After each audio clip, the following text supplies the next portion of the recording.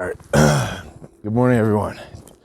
I know what today's title is going to be, so I'm going to start before I jump into anything with I'm not a veteran. Not a veteran. I can't even call myself a soldier. I was more like a civilian employee for the military, kind of. I got to fold some tents and organize some Arctic gear. Do a little bit of messing around with the C.A.F and the C.A.F. That's about it. But it's something that's been mentioned a few times on Ruck March and my podcast. And tree again. It's been mentioned briefly, and it was a huge point, like a switch or something happened when I was in training or something. That's what I'm doing, why I'm doing what I'm doing right now. Probably wouldn't have happened. Yeah, I gotta be careful.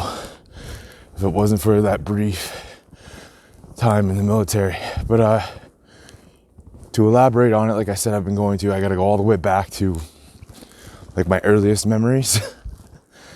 I grew up in the 90s and I was way too young, but somehow, I don't know, just news in the background or something, I heard about what was going on in Uganda, and I was young and stuff, but I had a high sense of justice, and I wanted to pick the good guys up and put the bad guys down, if you're tracking.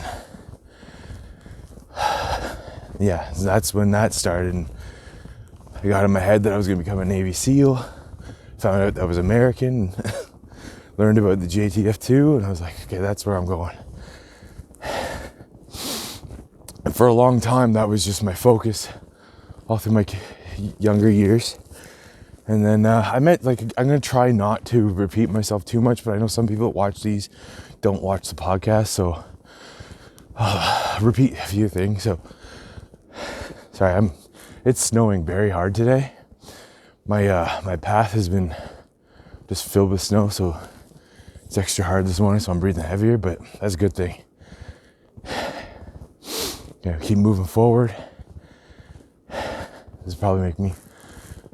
Eventually, I will be able to do this without losing my breath. But today's not that day. Too much snow. So a point in my teen years, I lost my way. Actually, before I get to that point, I have to say that even though this was my goal and my dream, like something I always wanted to do, it never... people in my family who knew me better than myself knew that it wasn't right for me, and it definitely wasn't God's plan for me. I'll get into this more. So my teen years, I kind of lost my way. I mentioned it in the podcast. Became more about just fighting than it was about justice. And actually, before I continue the story, I got to say something about. It takes a special person, physically, mentally, and spiritually.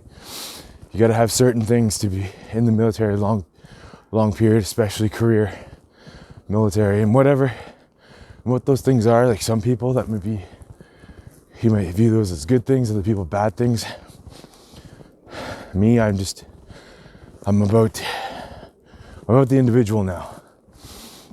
I got to say this too, because there's a lot of people in my life I care about that are still in the military, police officers, even nurses and teachers. Just because someone's a good person, you know them, and the institution they work for is perceived as a noble career, doesn't mean they're a good person.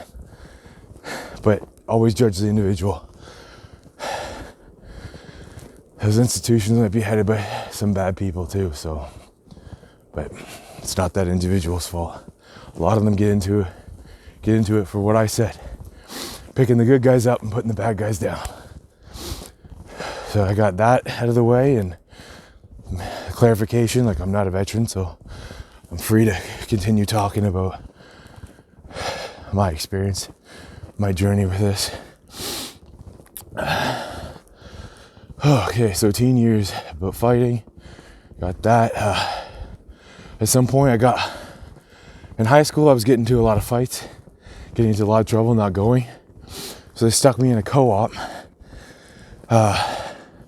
working at a daycare, which now seems kind of funny. But this super hyper aggressive, angry teenage male to a daycare, but it worked.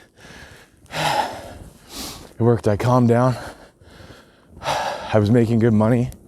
Completely forgot about, well, not completely, it was still in the back of my mind, but I got a comment about my heavy breathing. There's not much I can do about it, so just hang in there. It calmed me down quite a bit. I learned a lot, but eventually it just, again, it wasn't for me. And I went back to, I got to join the military. I got to become tough and squared away and do the things. And my mom never wanted me to join. My grandmother never wanted me to join.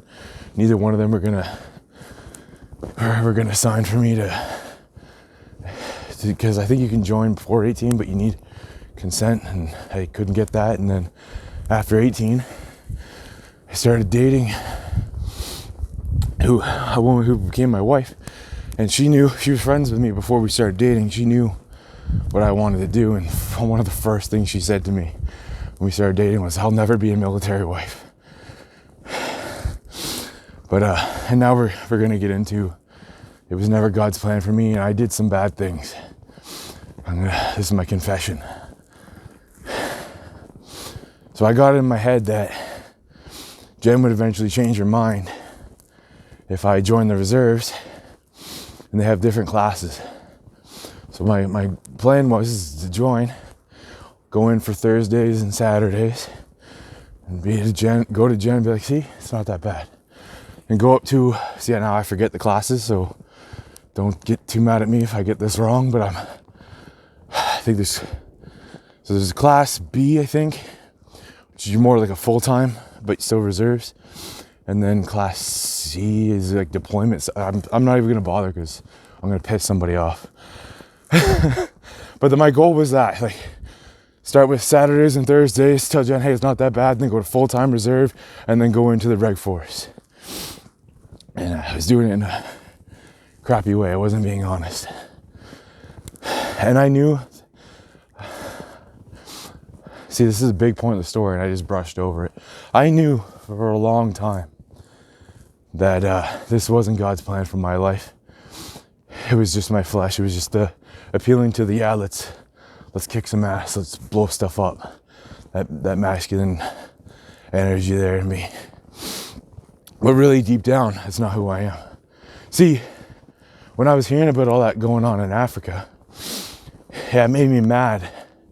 And I knew someone needed to stop the bad guys.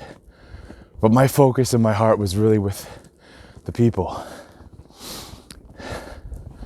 I'm not a fighter. Like, I mean, I am and I'm not. Like, who I am as a person, I want peace. I understand to get peace, you need to be ready to fight. But I became unbalanced. Speaking of that, consistency is something I keep bringing up. Get ready to hear about balance a lot. You gotta balance some stuff. But so I let my nature, I let some lies get in my head that my soft nature towards people was weak. And so I started to try and kill that in myself and try to feed the aggression, the anger. And that's why I went through that period where I would just fight at the drop of a hat, because I got it in my mind that I wasn't a man unless I was the toughest guy in the room, kind of thing. And it's just some insane nonsense. But yeah, you got to balance that energy. Have a heart for people and want to protect them, but also be able to without being a monster, without being a psycho. So anyway, that's what part of the reason why joining the military wasn't good for me, was because there's a culture there, and I'm not crapping on this at all.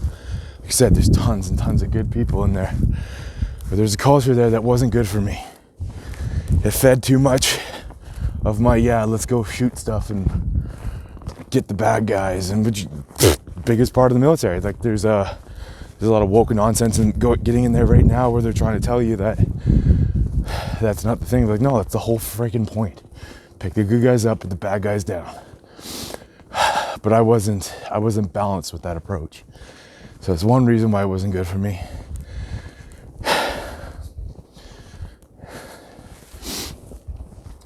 The other one's about alcohol, but I'll save that for another time. Probably have a whole video on addiction sometime.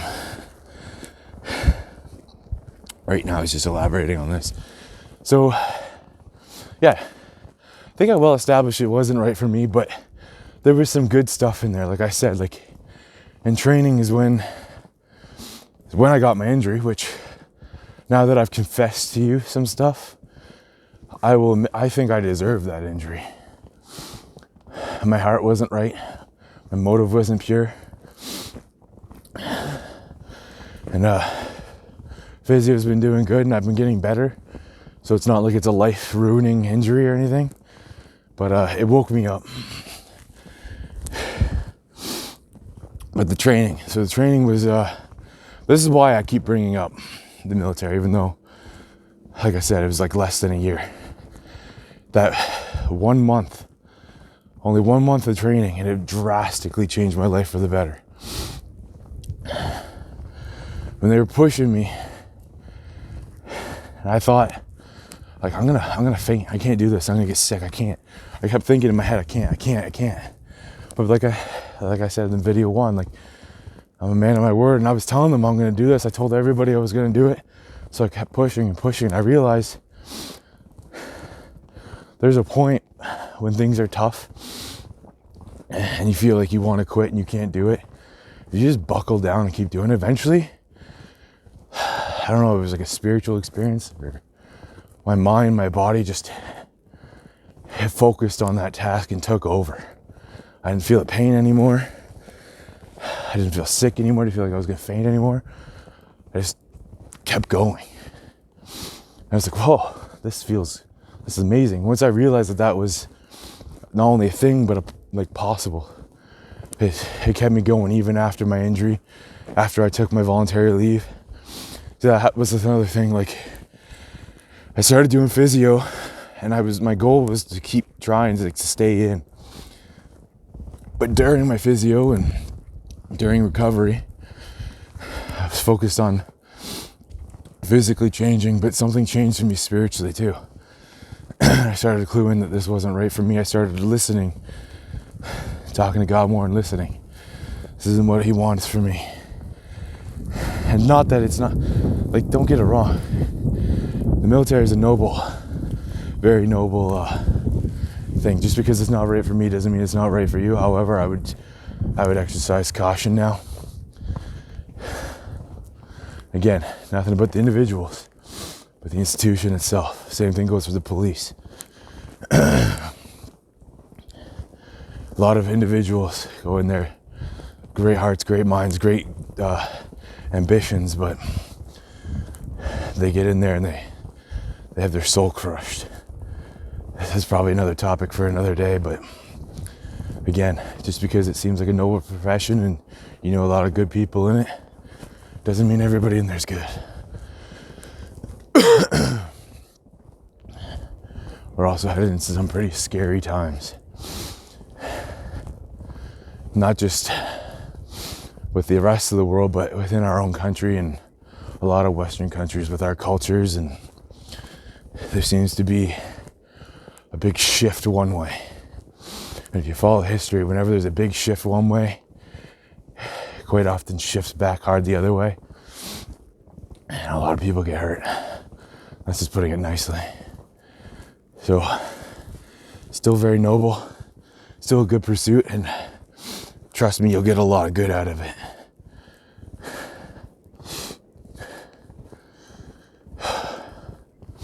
It translates a lot, not just to physical, but like that moment where it just clicked in my brain. Like, I can keep going. Let's keep doing this. Keep moving. It translates to everything I'm doing right now. Because, yeah, getting up 5 in the morning and going through a snowstorm through a trail, yeah, that's hard physically. But a lot of other things I'm trying to get done right now are kicking my ass mentally and spiritually too. And I just got to get to that point where my body and mind just something clicks, and I can ignore the pain. Oh, I felt like this was going to be longer. I think I got all the key points. Like I wanted to confess my sins in a way about the crappy behavior to get what I wanted, even though I knew it wasn't best for me or my family.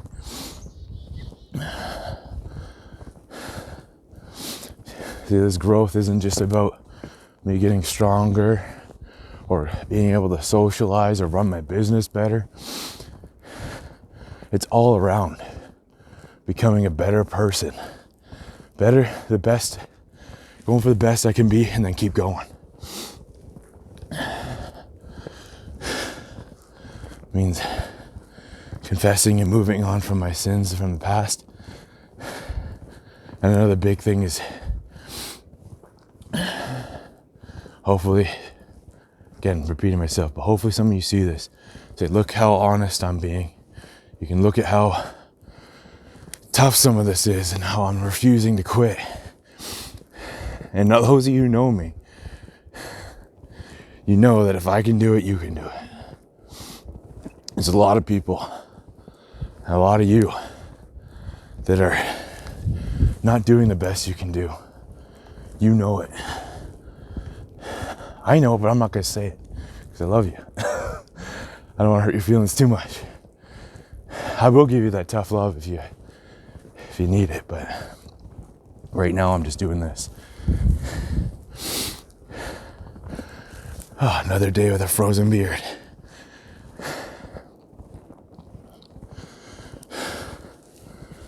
I think I'm gonna again, like I guarantee Vitaly's gonna ask me to elaborate more, and anything I missed out on I'll probably cover. Actually, I wanna talk about some of those good individuals in there. I won't use their names. They're all probably different ranks now anyway, but I met some of the coolest people there. And because of me and how I was back then, I lost touch with them, all of them. And that sucks. It was like, again, less than a year, but I was getting really close to these people. The ones I went through training with, and then FTSC with, and got some pretty like the crappy tasking. That helped bond. It's funny, that's his name. Yeah. But I met good people there. We had a lot of fun, and I wish I was more. I'm coming more like that, but see, if I was like how I am now, when I was in, I would have made sure to keep up with those guys. I want to know how they're doing. They were all going to be police officers. I know it seems like a lot of my social media, I don't like police officers. That's not true. Again, it has to go to the institutions. But as long as good people like them are getting in there, there's hope.